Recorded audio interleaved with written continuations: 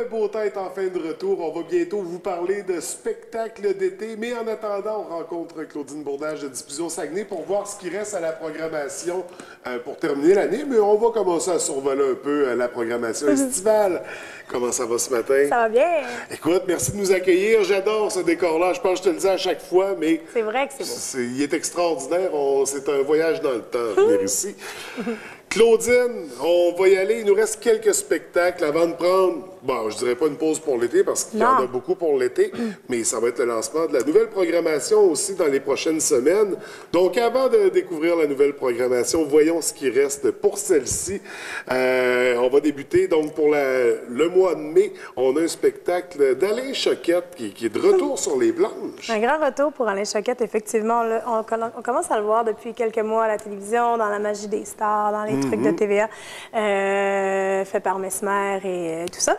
Alain Choquette qui a performé toutes ces années-là, bien sûr, mais qui était souvent à l'extérieur du pays ou qui s'était un petit peu en allé du côté des conférences aussi, faisait beaucoup de conférences magiques et j'ai assisté à une, c'était franchement impressionnant.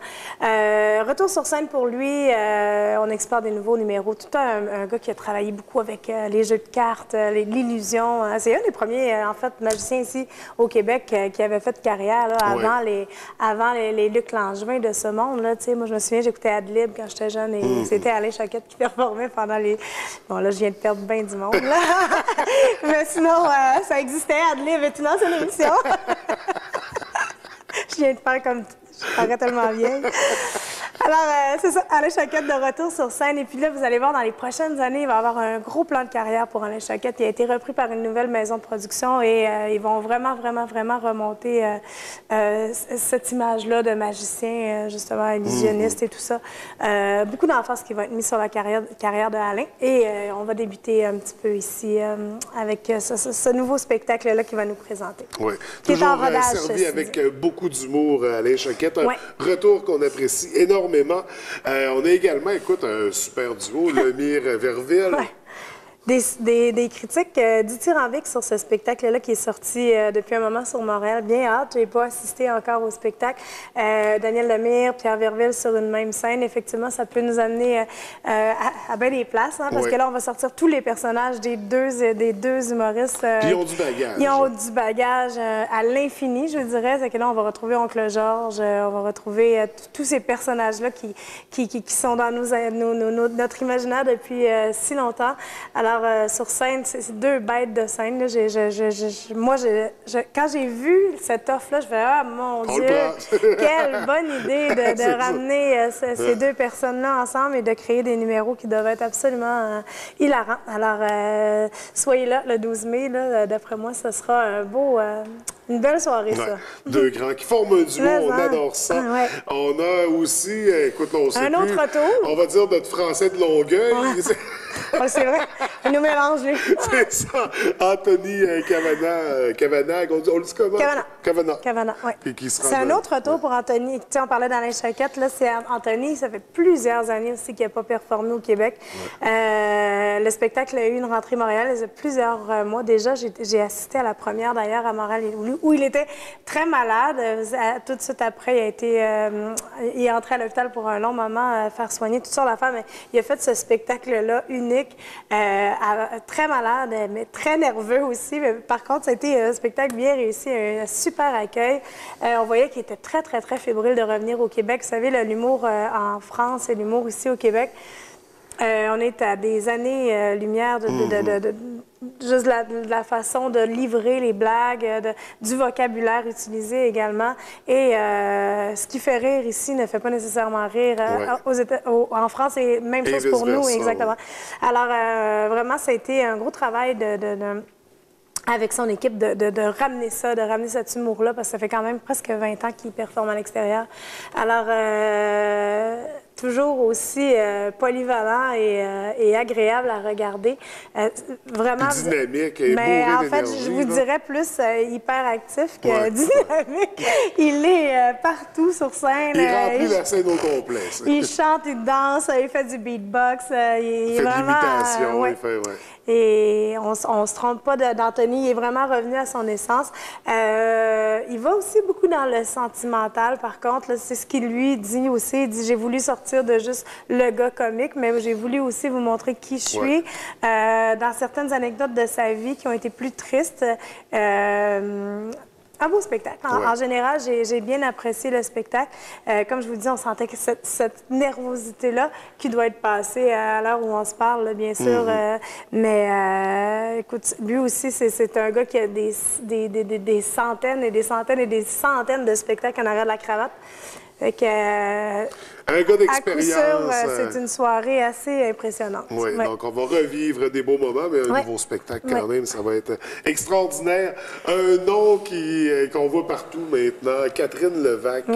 On parlait dernièrement de Mariana Mazza. C'est un autre phénomène en soi, Catherine Levac. C'est le fun parce que les filles en humour ressortent beaucoup plus aussi qu'avant, je trouve. Avant, on avait une Lise Dion, Claudine Mercier. C'était plus rare, les filles en humour, Cathy Gauthier. Là, tu vois, dans la même année, on a une espèce de phénomène qui s'appelle Mariana Mazza et on a un phénomène qui s'appelle Catherine Levac aussi, qui sortent très rapidement d'émissions, surtout à VRAC, hein, les met beaucoup sur... fait connaître des jeunes. On a Virginie Fortin aussi qui s'en vient, qui va faire sensiblement le même chemin qu'elle. Catherine Levac, qui est en nouveau spectacle, elle vient de faire du rodage, et là, elle arrive avec son spectacle complet. Elle est vraiment très drôle, Catherine Levac. Elle a un petit air naïf sur scène. Un côté pince sans rire aussi. Qui est très charmant et très hilarant, je dirais. J'ai vu une partie du spectacle, moi, et j'ai beaucoup aimé ça. Alors, voilà, pour celles qui aiment Catherine Levac, elle sera dans toute sa splendeur 2 soirs ici, en juin, le 8 et le 9. Donc, on se dépêche de se procurer les billets. Ça risque de faire ça. Oui, si on reste au moment où on se parle. C'est nos spectacles pour mai-juin, parce qu'après ça, on tombe dans l'été, la programmation estivale. On a des incontournables. On pense entre autres au théâtre du Palais municipal, à la fabuleuse Histoire d'un royaume, 31e édition. 31e, en fait, c'est le... Ce qu'on dit, moi je disais 30 ans l'année passée, on a dit 30 ans l'année passée. Le spectacle avait été écrit en 1987 pour être présenté la première fois en 88. Là, c'est alors là, on est dans la 30e qui se poursuit. Écoutez, on a fait un succès incroyable avec ce spectacle-là l'année passée. Succès de billetterie. Vraiment incroyable. L'effet multimédia a vraiment amené la population à revenir s'approprier la fabuleuse Histoire d'un royaume. Encore 78 de touristes de l'extérieur de la région qui viennent voir la fabuleuse. C'est énorme et ce sont des données précisées par la billetterie. Alors, on est capable vraiment de savoir exactement d'où viennent les gens. Et c'est impressionnant de voir le nombre de personnes qui partent de Montréal le vendredi, qui s'en viennent assister à la fabuleuse le samedi. On parle de retombées économiques extraordinaires pour la région, mais on parle aussi d'un spectacle qui existe depuis 31 ans, avec 150 personnes bénévoles qui performent sur scène. Ça n'existe pas à nulle part. Tu sais, quand on dit qu'au Saguenay-Lac-Saint-Jean, souvent on est unique, mais la fabuleuse est vraiment une des raisons pour lesquelles on peut se targuer d'être unique, parce que vraiment, ça ne peut pas exister. Une si grosse formule. De toute façon, on a la plus grande scène au Québec, je peux le dire, avec le Théâtre du Palais municipal. L'an passé, il y a des diffuseurs qui font le même travail que moi partout au Québec, qui sont venus assister à la représentation sous mon invitation, parce que je voulais absolument qu'ils voient ça. Et ils sont partis d'ici en disant « Vous êtes fous. Vous êtes tous des fous, vous autres. » Mais effectivement, ils n'en revenaient pas à quel point c'était gros. Comme tu dis, on a ajouté le multimédia, beaucoup de projecteurs dans la salle qui vous font passer à travers des saisons. Vous allez voir l'été, vous allez voir l'hiver, vous allez voir le feu, vous allez voir la pluie. Ceux qui l'ont déjà vu dans le passé, c'est une nouvelle expérience. Oui, tout à fait. L'histoire demeure, l'histoire de la région, on peut pas. Mais c'est une nouvelle expérience. Littéralement, on plonge, c'est une immersion. C'est une immersion, puis on est fascinés du début à la fin par tout ce qui se passe. Toutes ces images-là sont reproduites sur le décor en 3D, déjà les gros rochers existants. Vous avez les chevaux au galop sur la scène, les coups de canon. C'est vraiment, vous vous asseyez, vous sortez, vous faites « Fouah, qu'est-ce qui s'est passé ici en si peu de temps? » On a tout vu, tout connu, c'est sensationnel. Encore là, ce sera du 7 au 18 7 juillet au 18 août, 24 représentations. Et encore en compagnie de toute cette belle gang de personnes passionnées qui sont sur scène. Moi, je suis fascinée à toutes les années. J'avais jamais vu La Fabuleuse avant de travailler pour La Fabuleuse. Ouais. Et je me disais, mon Dieu, qu'est-ce que je vais inventer, moi, après tant d'années que ça existe un spectacle? Comment on va faire pour vendre ça encore au public et tout ça? Ça se fait toute seule parce qu'on tombe en amour avec La Fabuleuse. Moi, quand j'ai vu ça, je suis wow! C'est géant, c'est vrai que c'est vraiment très gros. Mais tu vois, je m'emporte encore en parlant, c'est cool, puis j'en parle à tous les jours, hein? C'est pas comme si c'était la première fois. Mais voilà, c'est de retour encore cette année pour une 31e saison, mais dans la 30e année d'existence de La Fabuleuse. Donc, on va continuer à célébrer ce beau spectacle. Exact. Qu'est-ce qu'on a d'autre? Sur quoi on porte notre attention cet été, Claude? Bien, cet été, ici, au Théâtre Banque Nationale, ce sera Les Belles Sœurs, la pièce de Michel Tremblay qui sera en place pour 10 soirs, 8 soirs, ici, c'est ça, 2 semaines, 8 soirs. Nouvelle distribution, bien sûr, on a Sonia Vachon qui est sur ça. Puis je vous en reparlerai plus en détail, mais vraiment, il y a ça à surveiller. Il y a aussi une pièce créée par Guillaume Lemaitre-Vierge, un nouveau projet que Guillaume a mis sur pied. Lui-même, il voulait plonger comme producteur. En fait, il était venu me rencontrer, savoir qu'est-ce qui fonctionne l'été, qu'est-ce que les gens veulent voir. On avait parlé, on avait discuté de tout ça. Et puis, j'ai dit, écoute, je pense que les gens ont besoin d'être divertis. L'été, c'est plus léger. On est souvent dans le théâtre d'été, tout ça. Alors, il a créé cette pièce-là. Il performe avec sa fille sur scène, Charlie avec sa blonde, Émilie. Il y a François Chénier qui est là aussi. Sandrine Brisson. Alors, ils sont une belle distribution. On est dans un classique comique, je vous dirais.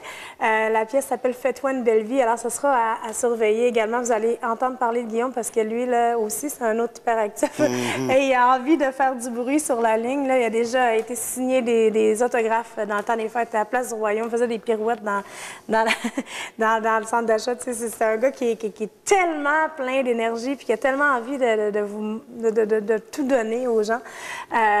Super sympathique aussi. Alors, voilà, vous allez sûrement le rencontrer dans la région cet été. Donc, ce sera à découvrir des beaux spectacles pour cet été, mais on va se revoir pour parler de la nouvelle programmation. En juin, la programmation va sortir. Et puis, vous allez avoir un nouveau feuillet, les nouvelles offres qui vont débuter en septembre. Encore plus d'une centaine de spectacles qui seront offerts à la population dans les salles en place. Donc, ce sera pour notre prochain rendez-vous. Claudine, merci beaucoup. Merci. Je te souhaite une belle journée. Vous autres aussi.